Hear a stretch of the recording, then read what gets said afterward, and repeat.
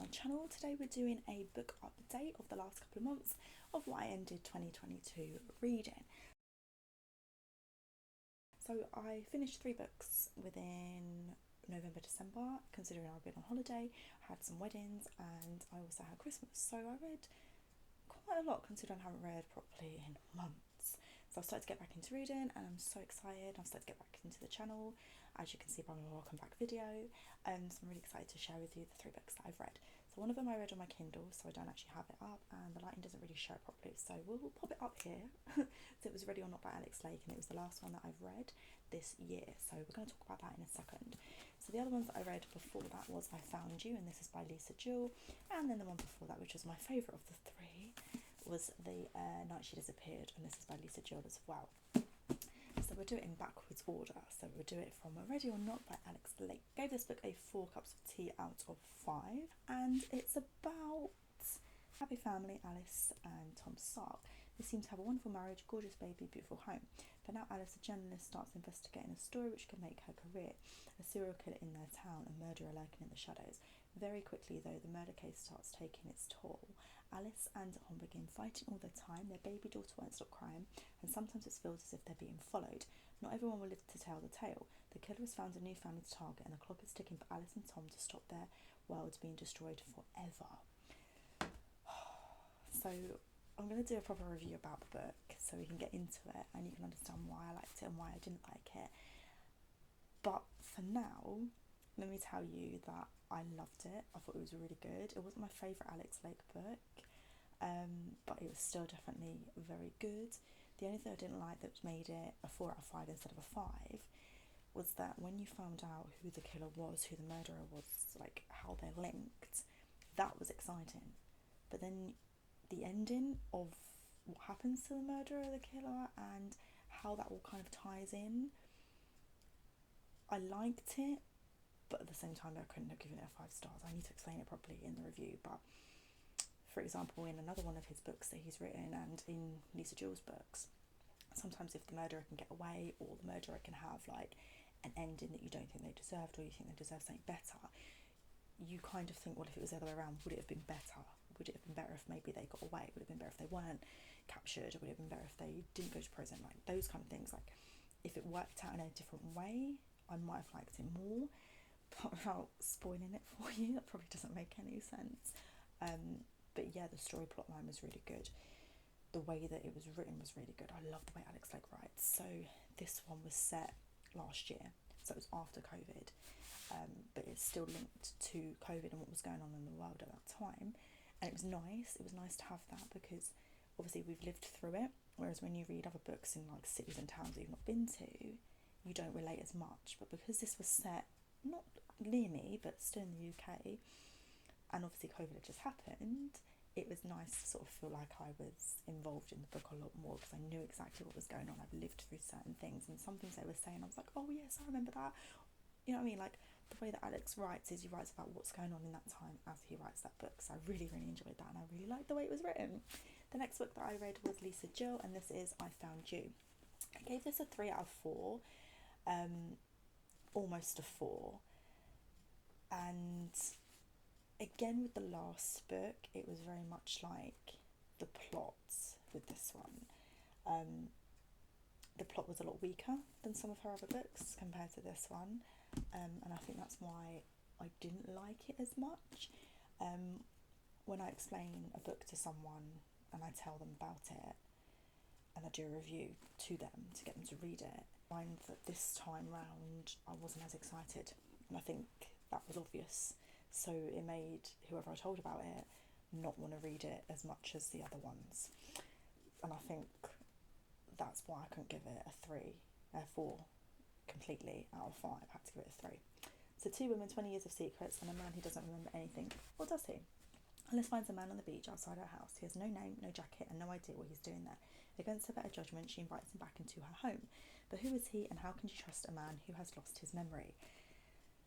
So it starts off very good. She finds the man, and then later on you find out that he doesn't really know anything, and then the plot starts to thicken. You start to wonder who he is. Who's the other woman that has his secrets? How are they linked? How is everyone linked?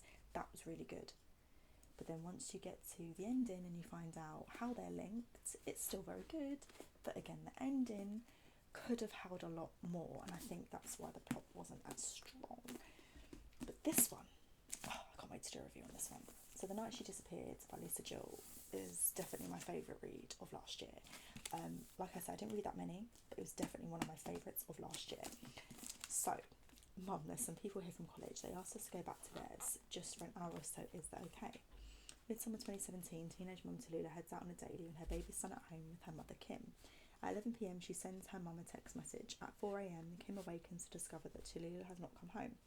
Friends tell her that Tallulah was last seen heading to a pool party at the house in the woods near a place called Dark Place. Tallulah never returns. 2018, walking on the woods behind the boarding school where her boyfriend had just started as a head teacher, Sophie sees a sign nailed to the fence that says "Dig here," and boy does she dig. She digs into this world of like mystery and like, how did the daughter get missing? Like, was she kidnapped? Is she murdered? Where is she? What's going to happen to her son? Is it like the friend's fault? Does she have a boyfriend? Like, was it her mum? Like, it was so good. And how is Sophie linked?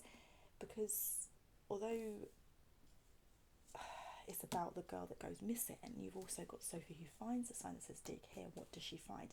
Like, it was definitely a book that once I started I couldn't put down, and I do find that a lot with Lisa Jill. Even though the plot wasn't as good and the Alex Lake one wasn't as good as this one, they still were written so well that I wanted to get on with it and understand it. It was only until I got to the end of this one especially that I was thinking, I don't know if I like this as much as perhaps I should. So yeah, they're the 3 books that I've read. I can't wait to do some book reviews about it, and I can't wait to start reading more and more in January. I've got so many books that I want to read, and at the moment I'm reading Belladonna, which is meant to be really, really good, and I'm already halfway through and I'm really excited for it and I'm really enjoying it. I'll put the little plot here while I explain. There's basically this girl, and everyone that she sort of stays with, because she's basically an orphan, everyone she stays with dies. So she finally ends up at her long lost cousin's house. She finds that one of them has been killed or murdered or just died, she doesn't know, and her cousin's there, one of them, the girl, she's ill with a mysterious illness, and she's trying to find out whether she's connected to her mum, whether she was like attempted murder, whether she is just ill, and Death is involved in it. So she meets Death and he's part of her life, and they've kind of got this weird connection, like how are they connected, and he keeps popping up every time one of her relatives dies, and she's got this gift where she can't die herself. So it's very, very cool, very mysterious, and very dark and gothic,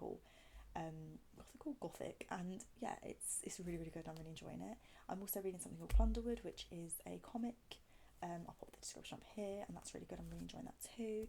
I'm also reading Anne Boleyn, which is by Hayley Nolan, and that's really good. That talks all about Henry VIII and Anne Boleyn, and why she was sort of like accused as a witch, who she was, and like all the mystery surrounding her, and like Catherine of Aragon and so on like that. And I'm also listening to Thorns and Roses on audiobook, and I'm very funny with audiobooks. I don't really like the way people talk. I find it very difficult to sort of get into it, but I've done a couple of car journeys that have been quite long, so it's been nice to listen to an audiobook of a book that I love, and this will be my 4th time, well, reading it, listening to it, and I must say that I absolutely hate Tamlin. Like, if you've not read it, sorry for spoilers, but the first 2 times I read it, I didn't mind Tamlin. The first time I loved him. I was like, oh, who is this guy? And then obviously the character develops and you're like, oh, but the second time I read it I knew who he was, but that still didn't mean I didn't like it. 3rd time, didn't like you. 4th time, I'm hating him. I can't even listen to his voice. All the good things he does in the book, I'm like, no. So yeah, they're the 4 books that I'm reading at the moment. I've got 2 books that I can't wait to start. One of them is The Girl Upstairs, description's here for you, and then the other one that I want to read is The Lovely War, and that is got Aphrodite in it, and this is my video from Aphrodite here if you want to have a look. It's got Aphrodite in it, it's got Ares in it, Theseus, it's based on World War 1 and 2, again the description's here, and it sounds so good and I can't wait to start that. I've also got other ones that I want to read, but I have a long list and I can't wait to just read as many as I can and review them like I used to do, and I'm so excited for it. So yeah, but yeah, that was what I've been reading. Again, I can't wait to do a review on this one because it was so good. But yeah, I will see you guys soon and I hope you enjoyed this video. Bye.